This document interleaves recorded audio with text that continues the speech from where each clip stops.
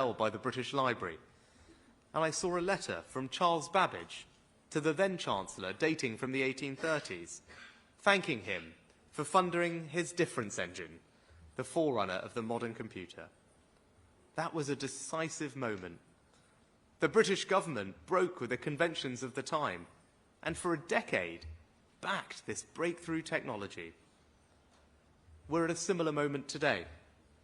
And I'm determined that when future researchers visit the British Library in 200 years' time, they will discover that this government, and all of us here in this room, met this moment with the same courage, vision, and determination. Thank you.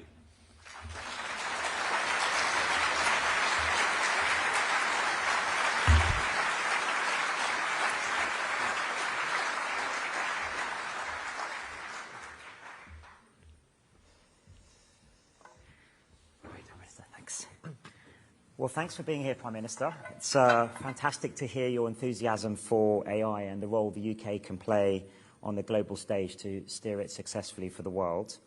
And I've really appreciated our conversations we've had over the last few weeks about how we can develop AI both boldly but also responsibly. And I think it's important that government and industry work together on this. And this is why I think London Tech Week is really important for giving us a platform for exchanges just like this. Over the next few years, as the Prime Minister said, I think AI is clearly going to offer some incredible opportunities to make life better. And at Google DeepMind, we're particularly excited about how AI can help advance science and medicine, the energy transition, and improve the lives of billions of people. So, Prime Minister, I was wondering, what do you think are the biggest opportunities for AI to make a positive impact in the UK? Well, first of all, thanks, Demis, for having me, and congratulations on everything you're doing. I think if I think about it, there's the obvious economic one. I talked about AI being a general-purpose technology, and this idea of every job essentially having AI as a co-pilot, just making everyone's job a little bit easier, a little bit more productive, and that replicated across an entire economy obviously has enormous potential to change how we do things. So I think that's probably the first one. Beyond that, in public services, health and education, I think in health, we're already seeing the promise of what AI can do, whether it's new drug discovery or helping doctors do surgery more accurately and faster, or indeed detect cancers and other things much earlier than they otherwise would. And we're just at the beginning of the innovation that's happening. There's something you know well with AlphaFold on the drug discovery side. So that, to me, seems potentially transformative. And education is the thing that I'm most excited about because it's the thing I'm most passionate about. I always say that there's not many things that are silver bullets in public policy, but world-class education is probably the closest we have to it. It's the best way to spread opportunity, to reduce inequality, and the power of AI to reduce teachers' workloads and burdens, lesson planning, marking, but also to provide personalised learning for each individual, which we know when it comes to tutoring is so powerful. Now, technology, holds out the promise that every pupil, every student, having a personalised tutor, I think that potentially is just extraordinary in terms of the good it can do. So those are probably the things that I'm most excited about. Yeah, it's fantastic. I mean, I agree with all of those things, and I think this is the potential, actually, specifically in the UK and also London, of fusing together AI with all of the great strengths we have in many other sectors, like fintech and biology, like you said, gaming, all of these other sectors where AI, I think, can have some massive transformations. So how do you think the UK, we can make the UK the best place in the world to both start and scale up tech companies?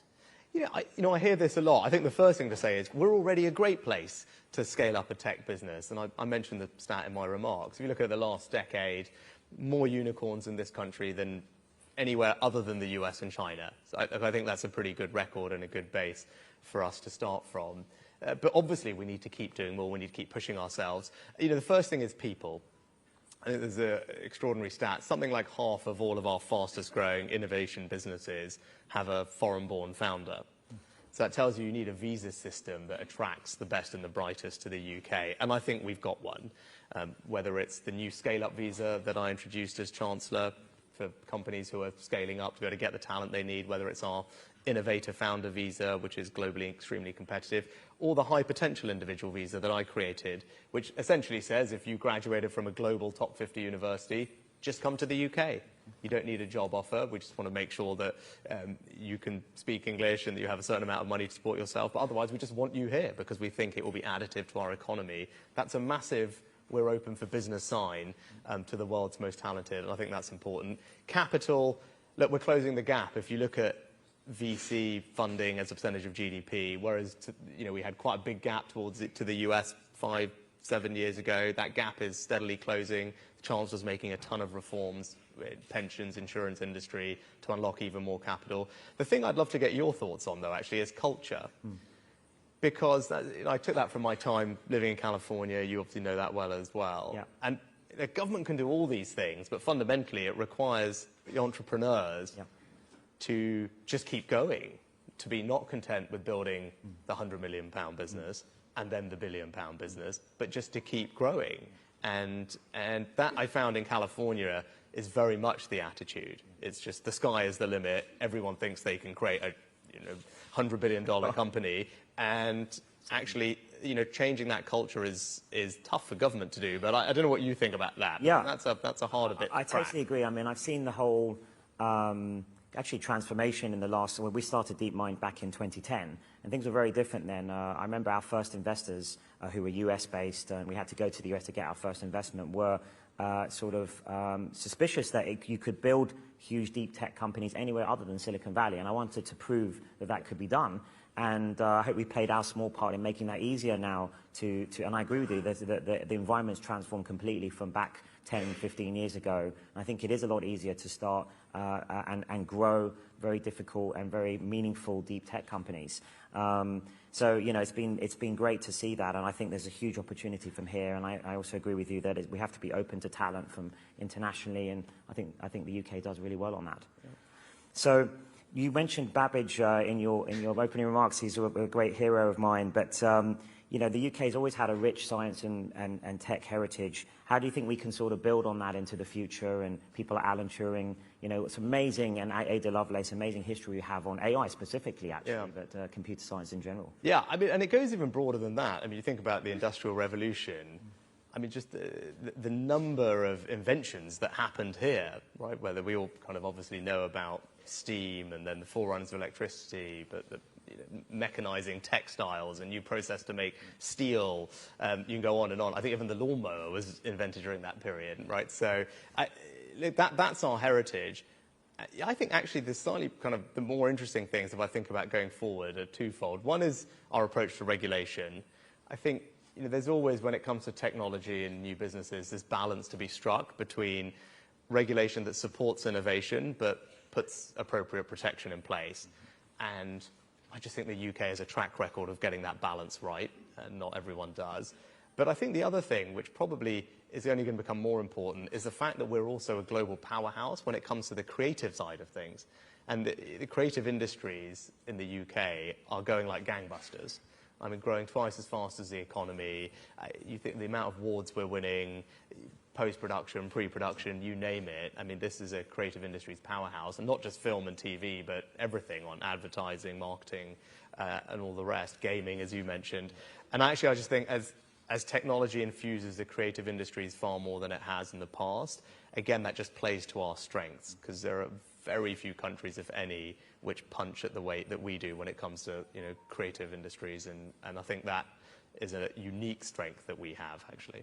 Yeah, I agree. And just going back to what you said earlier of also it's just about having the ambition to play at that global stage. I think that's something all the entrepreneurs in the audience can do more of. And again, I think probably something you learned over at Stanford and Silicon Valley, and I've been learning as well since interacting with Google. And just we have all the ingredients here. We've got amazing world-class universities, incredible talent pool, incredible heritage. We've just got to go for it. Yeah, I think that's right. It's about confidence, right? It's about ambition, having the confidence that you can realize those ambitions. And success breeds success. Your example, DeepMind's example, will hopefully inspire others maybe here today. And when we're here in a couple of years' time, we'll be celebrating the next DeepMind. That's how this is meant to work, right? Exactly. So AI is, we've been talking about AI is obviously a huge strength for the UK, but of course we're also very good at many other technologies too. What other things excite you? So I think the things, if I think about the big growth industries in tech, AI, semiconductors, we talked about engineering, biology, quantum. those are probably the tech sectors that I think we need to make sure we're well positioned for, and I believe we are. Of all of those, I think probably life sciences is the one that is particularly exciting. And yes, we have Europe's biggest life sciences industry. We've got an incredible research base. But you saw during the pandemic, not only to be able to create a vaccine here, we also had a regulator that meant that we were the first place to approve a vaccine as well. And it showed that the agility that I think the UK is known for. And then you combine that with the unique strengths we have with the biobank and genomic sequencing. I mean, you know this probably better than me, so it'd be interesting to get your perspective. When I talk to people around the world, that's an asset, the biobank with its 500,000 high-quality database, and our strength in genomic sequencing, it doesn't exist anywhere, right? So when you think about drug discovery or how can we push the boundary of what's possible in health, combined with what you've done at AlphaFold, that seems to me to be incredibly exciting. But look, this very well. Sure. No, I 100% agree with you. I think that is the most exciting opportunity, both, commercially and also for the good of the world, is what we like to call digital biology. I mean, the advent of a new era where you can do a lot of the exploration work in silico with things like AlphaFold, and we spun out a new company called Isomorphic to sort of build on AlphaFold. AlphaFold is, finds the structures of proteins, but that's only one small part of drug discovery. But I think that AI technologies and computational technologies are going to revolutionize drug discovery and healthcare over the next decade. So we're well positioned, I think, in the UK to take advantage of that. Yeah, and it's what you were saying earlier. It's the application of things like AI to all these other industries, and it so happens that we're pretty good in some of these other areas. Yes. So when you put those strengths together, I think great things can happen here that are not just good for the economy, right? As you said, it's great, creates jobs, creates prosperity, but these are things that can transform society. I mean, that's what's incredibly exciting. Yeah, fantastic. Great. Well, I think we got a few questions from the audience. Yeah, so we got some time to take some questions from the audience as well. So let's crack on. Who's got some questions? Anybody? Yes. Do you want to introduce yourselves as well? Hi there, I'm Laura. Thank you so much for that address. Prime Minister, thank you for your incredibly modern and innovative approach. Demis, you have global impact, and yet we're so lucky to have you in the UK, so thank you for choosing the UK to build your business. My question is one around scale and pace of innovation and the regulatory framework. So we know that because of the pace and the scale, international collaboration, as we saw with the vaccines, international collaboration is so vital for our UK businesses to drive and adopt modern technologies, not just AI, but the ones you mentioned before. So how in the UK are we planning to embed a regulatory framework that can drive innovation and yet at the same time balance, I think, some changing regulatory dynamics globally? Zara, thanks. It's not a formula, right? But your question is exactly right, and it's what I touched on. It's getting this balance right between protection and safety and guardrails, but not throwing the baby out with the bathwater and making sure that we continue to promote innovation. Now, as I said, it's not a formula. It's just a way that we approach these things. I think it comes, as I said, it probably stretches all the way back to the Enlightenment, right? The Industrial Revolution and our approach to these things, which is probably just in our cultural DNA, which is a great asset for the UK. But I think we approach things with a principles first logic, which I think is right, and I think that really helps us get the regulation right. I think we're big on engagement, right? You're sitting next to Chloe, who's superb. I'm someone who takes this stuff seriously. So you've got a government that is focused on engaging with industry to make sure that we understand how the innovation is happening, to make sure we're creating a safe space for it to happen. Regulatory sandboxes are a good example of that. In fintech, Demis mentioned that as one of our strengths. The FCA was, I think, the first regulator in the world to create a regulatory sandbox. That's now becoming a scale box. That's been exported around the world. So look, I think that we've got a good track record in doing that. I think the other thing I'd say is we've got to make sure that the incentives and the environment is right to diffuse the technology across the economy, because it's no point we create these things and they don't get spread so that the benefits are not realized fully. And I think that's actually something that we probably need to do a better job of. There's actually good academic research that the kind of diffusion of technology and best practice across the economy in the UK is probably a bit less than is optimal and less than other countries. So I think one thing we all need to keep an eye on, it's not just the incredibly switched on, innovative people in this room. We just got to figure out how we spread that mindset to every small and medium-sized company everywhere in the country, because that's how you really get the benefits of these things realized. I don't know, Dennis, if you Yeah, and just to sort of touch on the point of international, I think international cooperation around AI is going to be critical. It's just, far too big a technologist for one country, one company. We all need to come round to discuss this and to make sure we reap the benefits and minimize the risks. And I'm really pleased the Prime Minister is supporting the Global Summit, and in the autumn, we'll hopefully bring together world experts from academia, industry and government together to talk about these important topics. But I think it's the first step in an important journey here. Thank you. Right. We got any other questions? Who have we got? Is the lady there? Yes. Yeah, hi. Good morning, Prime Minister. Thank you, Demis, as well. I'm Erin Platts, CEO of the HSBC Innovation Banking in the UK. So a very special day for us as we launch our new brand. And it's clear through what you covered that we are all aligned in terms of wanting to make the UK the best place to start, scale, and invest in innovation and life sciences businesses. But can you talk a little bit more about what this ecosystem should expect over the next 6 to 12 months, perhaps in the areas of scale-up capital, procurement, to ensure we continue on the journey to be a global superpower? Yeah, thank you, Erin. But also thanks to HSBC, because I remember that weekend vividly with regard to Silicon Valley Bank, and it was great that we had an institution that was prepared to step up quickly to work with the government and other partners to come and rescue it and make sure there was continuity of funding for our ecosystem. I think you and your company deserve enormous credit for that, and it's great that we're here celebrating the launch of HSBC Innovation Banking, which hopefully can become a big global brand and business supporting technology businesses. So thank you.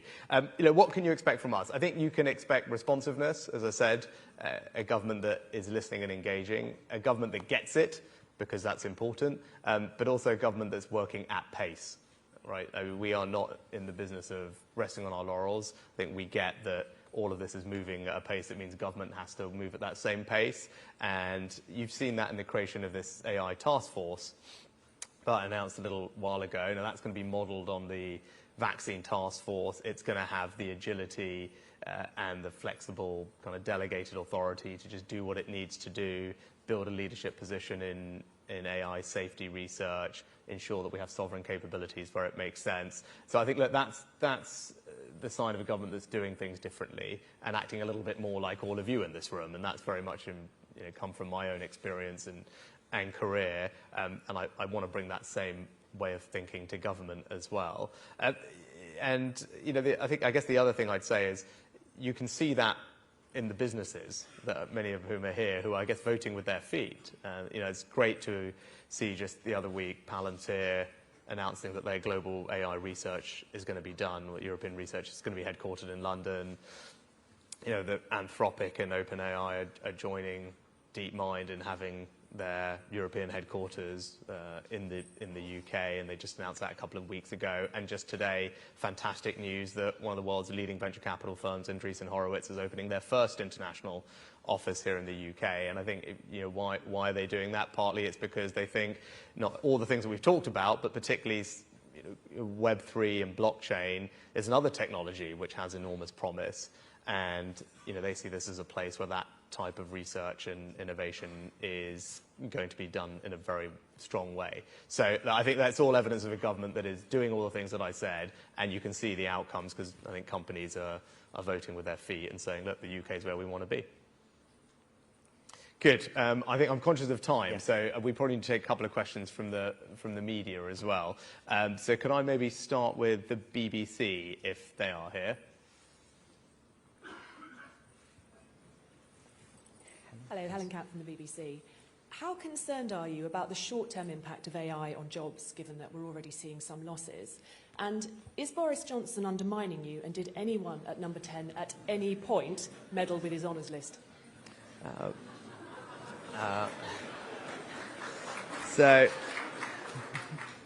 On your first question, look that's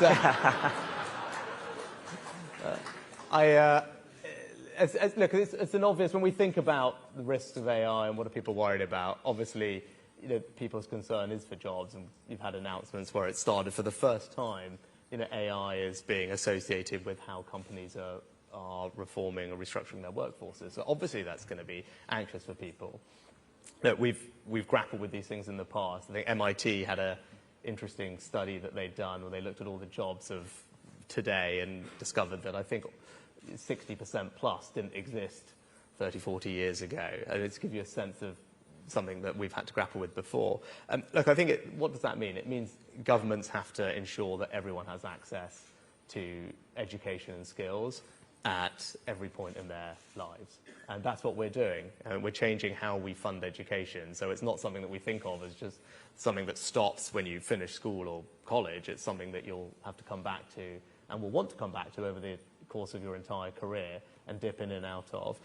So I think that's incredibly important. Plus making sure people in the first place are set up to participate in this new economy that is more focused on technological skills, and that's why I'm very passionate about making sure people study maths to 18. I think that, it's something where we're international outlier in not doing that, and I think we need to do a better job of that for all the benefits it will bring, including in the creative industries that I talked about, where the jobs are becoming even more quantitative as well. And look, when it comes to honours and Boris Johnson, look, Boris Johnson asked me to do something that I wasn't prepared to do, because I didn't think it was right.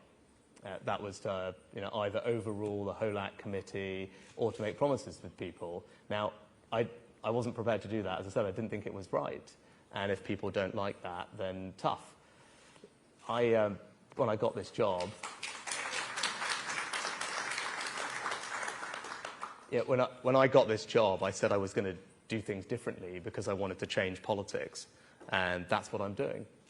And I'm also keen to make sure that we change how our country works. And that's what I'm here talking about today, making sure that we can grow our economy, that we can maintain our leadership in the innovative industries of the future. Why? Because it's going to create jobs for people, it's going to spread opportunity around, and it has the potential, as we've been discussing, to transform people's lives.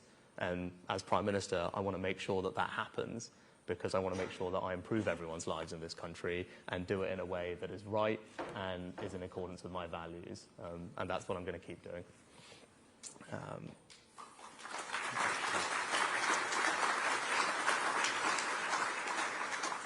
I think next we've got the Times. Thank you, Prime Minister. Mark Selman from the Times. We are hosting this summit in the autumn about AI safety.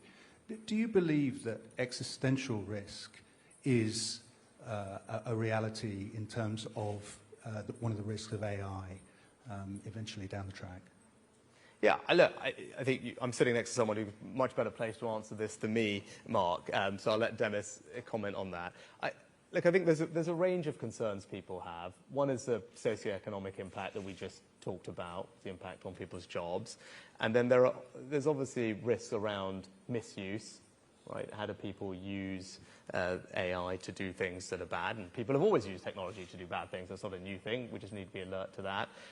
There's kind of what we call tool use, and AI as a capability that provides new opportunities for malicious actors. And then there's what, I guess, technologists like Demis would call capability overhang, which speaks to the kind of last category of risks that then start to trend into a space where people are talking about very significant risks that some would call existential, others would say alongside things like pandemics and nuclear war. And that's obviously concerning, and that's why I think it's important that we put guardrails in place to make sure that we develop and exploit this technology in a way that's safe and that is secure.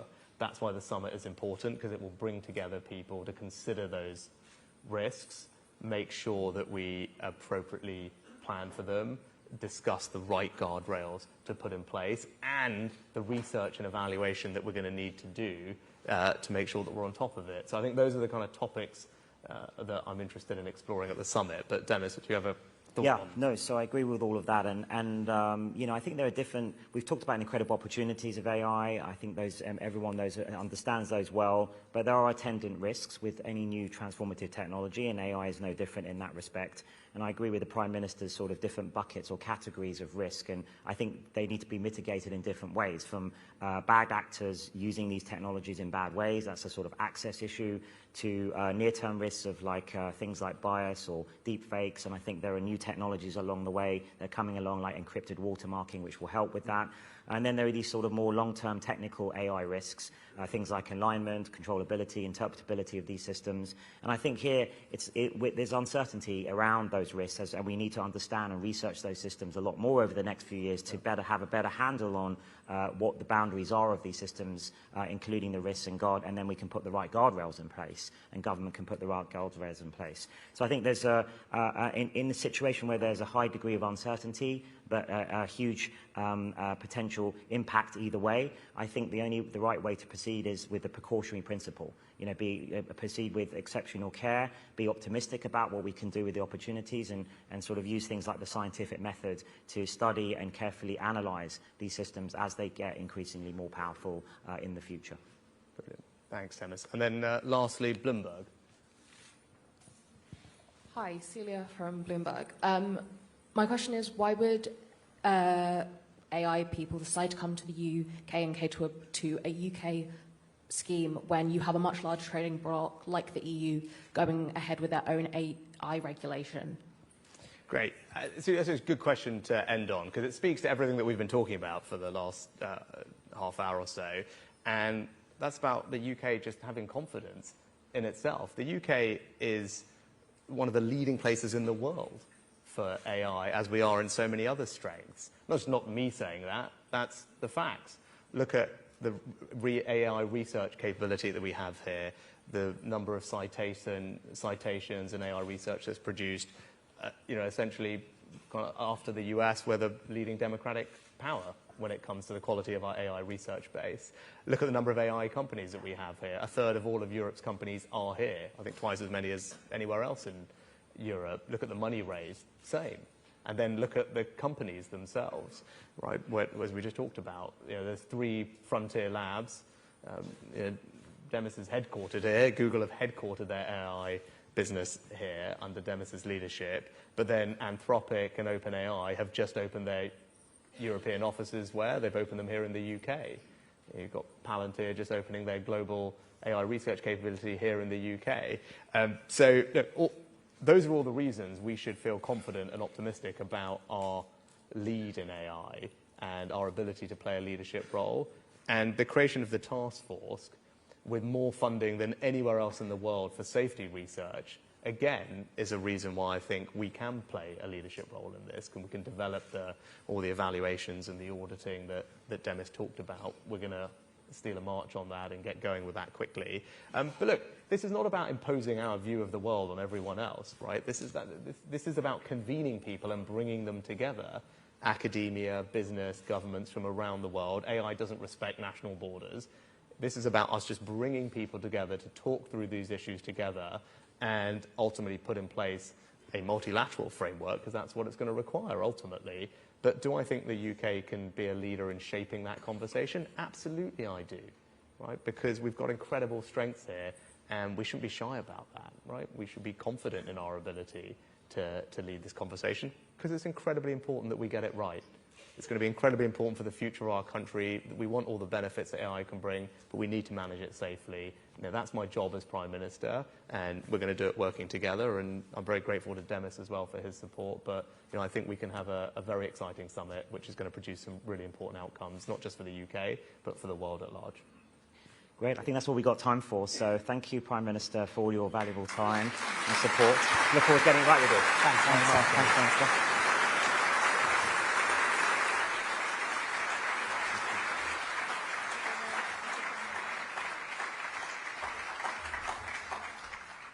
Gosh, what an honour to have both the Prime Minister but also Demis Hassabis from DeepMind. What an inspiring conversation around how AI and innovation is shaping our future economy, our future society. And also the the real commitment the government's making to responsible AI. I think everybody in this room is probably very much with them on that. And Demis spoke about the importance of the international cooperation. And that's why we're bringing everyone together here at London Tech Week, with over 50 countries represented this week at London Tech Week. So we're very, very much behind that agenda of international collaboration. I remember when we first co-created London Tech Week in 2014 in a really small venue in Shoreditch, probably about 150 people. But that was exactly the same time when Google acquired DeepMind and also relocated its AI Innovation Centre from California to London. That was a really smart decision for those Googlers in the room. Now we have over 1,300 AI companies in London. So we're having this phenomenal growth. So really thrilled to hear about the summit later this year as well. So my name's Janet Coyle. I'm the Managing Director for Grow London within London and Partners. So we help tech companies, global tech companies, scale-ups from all over the world to connect into the ecosystem here, to scale their businesses, to access the finance, access the talent, and to go on and to win international business. I'm really excited about this week for 3 reasons. Firstly, because Carolyn mentioned earlier, the sheer scale of what London Tech Week has become. Over 350 speakers. There's so much content for you all to enjoy. Over 50 countries represented. Over 30,000 delegates. So that's exciting on its own. But secondly, we're doing a little bit of a London City takeover. There's fringe events happening all across London, across the London boroughs. So do try, if you've got time, just to explore what's going on outside of the QE2 campus as well. And thirdly, because we have a government and also a mayor's office who are very committed to the technology sector and are very committed to the whole week of London Tech Week. And it now gives me enormous pleasure to introduce to you what I feel is the biggest champion of the best global city in the world. Please welcome the Mayor of London, Mr. Sadiq Khan.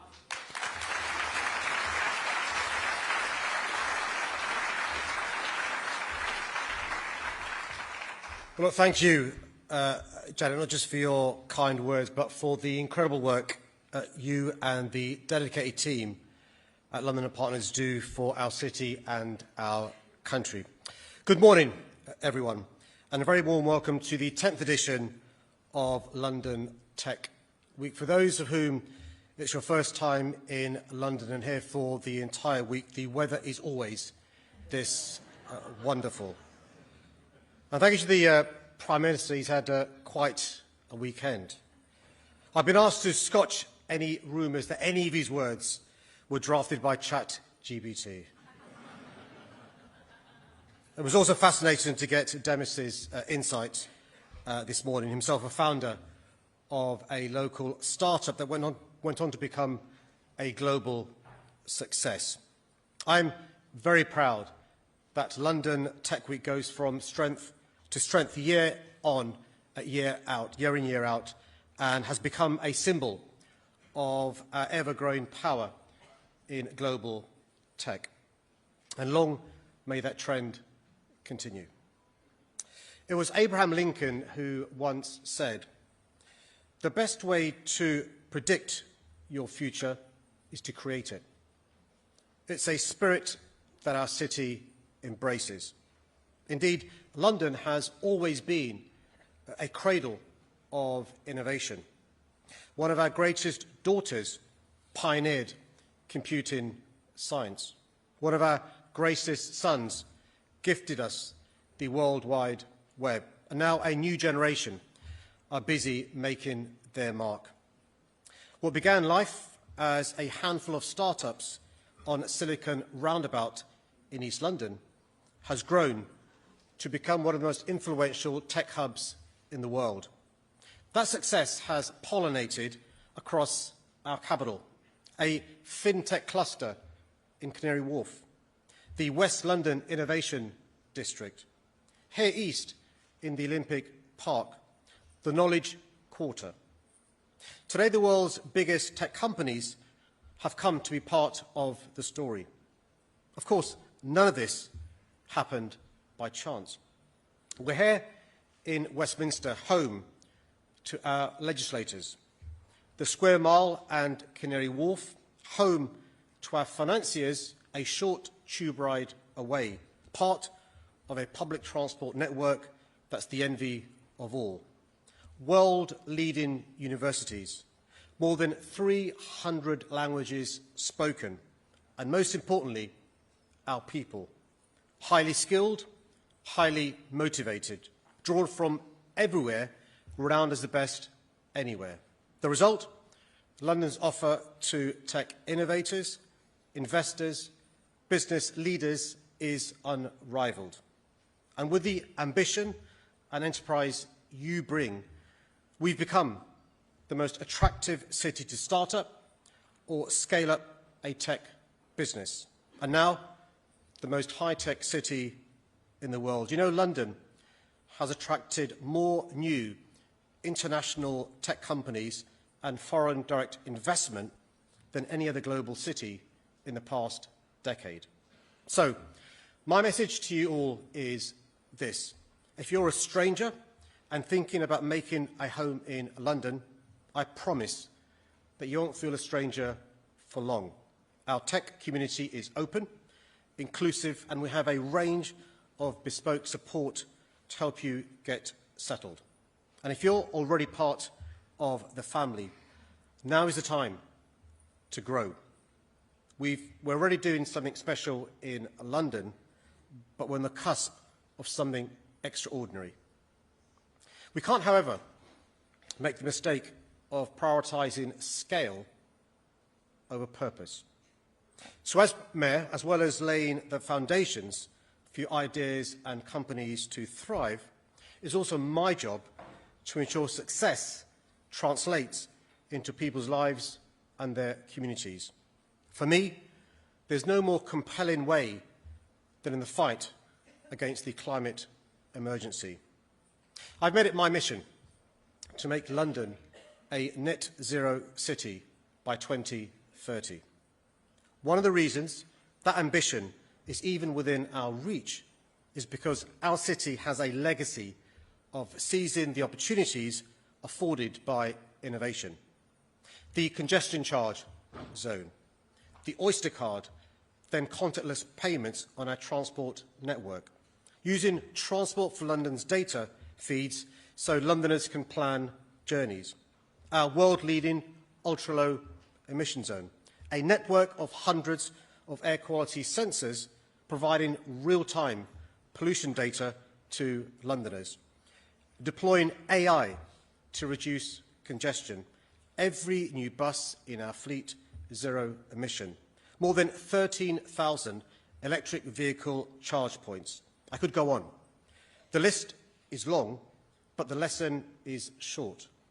Tech has been a mainspring of environmental progress in London. It's making walking, cycling and public transport the go-to options. It's making our air fit to breathe, and it's making a sustainable city for future generations to inherit. But you know what? This isn't the time for complacency. Last summer, London was given a horrifying glimpse into the future when extreme heat crippled infrastructure and destroyed homes. To avoid that nightmare becoming our reality, we need to go much further, much faster. And to help us on our way, today I can announce the launch of the London Climate Resilience Review. Emma Howard-Boyce, CBE, Chair of the Green Finance Institute, has been appointed to lead the work. She'll be exploring how London must adapt and prepare for the impacts of our changing climate, and the role of data and tech will be central. I want this review to be a further demonstration that cities are the most effective bridge between our innovators and citizens. So please make sure your voice is heard. Let me finish by saying that we've already predicted our future here in London.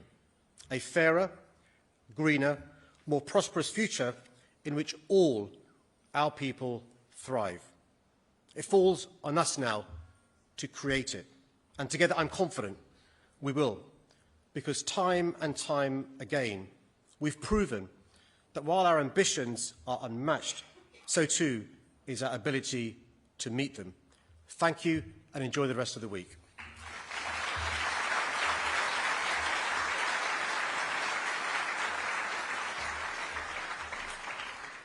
Thank you, Mayor Khan.